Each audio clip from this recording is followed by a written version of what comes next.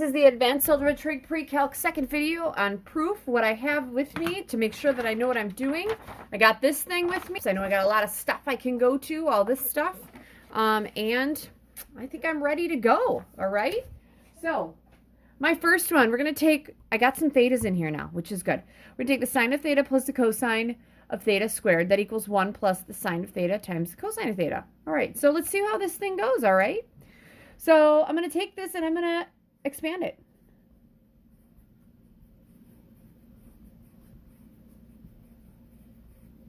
And then let's multiply it. Sine times sine, that's a sine squared of theta. Sine times a cosine is a plus sine of theta. Cosine of theta. The cosine times the sine, I'm going to make that the sine of theta times the cosine of theta, because order doesn't matter, but I want them to look the same. Cosine times equal plus the cosine squared of theta. All right, we're going to have the sine squared of theta. This would give me 2 of those, right?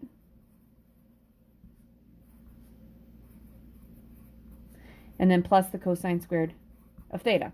Then I'm always peeking off to the right. What does this need to be equal to? Because this equals, that equals that, right? Do I see anything? Yep, that's 1 plus 2 times the sine of theta, cosine of theta. And there we go. I'm done, right? That one's proof. Next one. Okay, second one in this video, we're going to take the tangent of theta, cosine of theta, times the sine squared of theta, plus 1 over the secant squared of theta equals the sine squared, okay? I'm just going to double check this one, make sure it's right, because I got a square in there, and I don't necessarily have squares in other ones. But, yeah, it does. Yep, we're good. All right, so... oh, wow, lots of stuff here, you guys. Okay, I'm going to change everything to sines and cosines, all right? And I feel like I'm going to have a lot of fractions, so I'm going to start doing this thing. Tangent is the sine of theta over the cosine of theta times, this is going to be the cosine of theta over 1 times, this will be the sine squared of theta plus 1 over, this is 1 over the cosine squared of theta. Oof!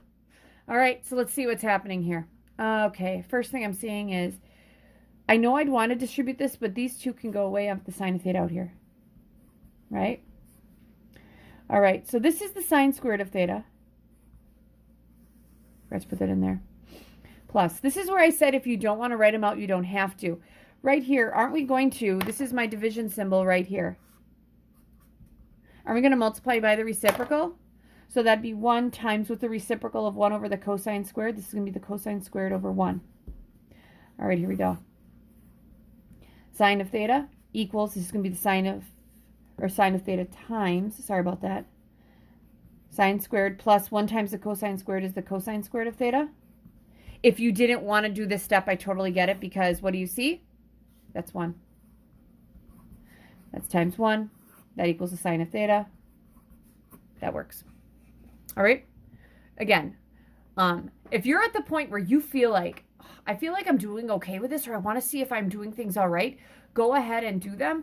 The thing is that not all of these can be done the same, so I have to look at your process to see if you're doing things right. Most of them are done very similarly, but there are some variations, and that's totally okay. All right, so let's see what we got here.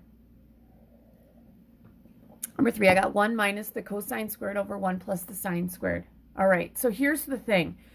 I'm seeing a square here. I'm not seeing squares anywhere else. I'm seeing sines. I'm not... okay, so this is my thing. If I know that the sine squared plus the cosine squared equals 1, all right, can't I change the cosine squared into something with a sine squared? If I would subtract the sine squared from each side, this would be the cosine squared of x equals 1 minus the sine squared of x. Now, the reason I want to use this, I know that it has a square, but the reason I want to use it is because then this gets this whole side to sines, and that's what I want. So I'm going to leave 1 minus. Okay, instead of the cosine squared, I'm going to put 1 minus the sine squared. That's all over 1 plus the sine of x.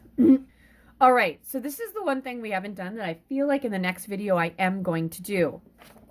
New step. Factor. Should be able to factor. I can factor this. All right, so here we go. 1 minus. The numerator, isn't that a difference of squares? That'd be 1 plus the sine of x times 1 minus the sine of x. I know this looks nasty, but that's over 1 plus the sine of x. Do you see anything? Yep. These are gone. So I'm going to have 1 minus, and then I'm going to have 1 minus the sine of x. All right, and then didn't I have one before where we could add the opposite? So I'm going to add the opposite. I'm going to have 1 plus the opposite of a 1 is a negative 1, and that's going to be plus the sine of x. 1 minus 1 is 0. That's the sine of x. That works. That's the same. All right, so I know that that's a quick 5-minute video, but those are those three, and then I'm going to give you some more. Good luck.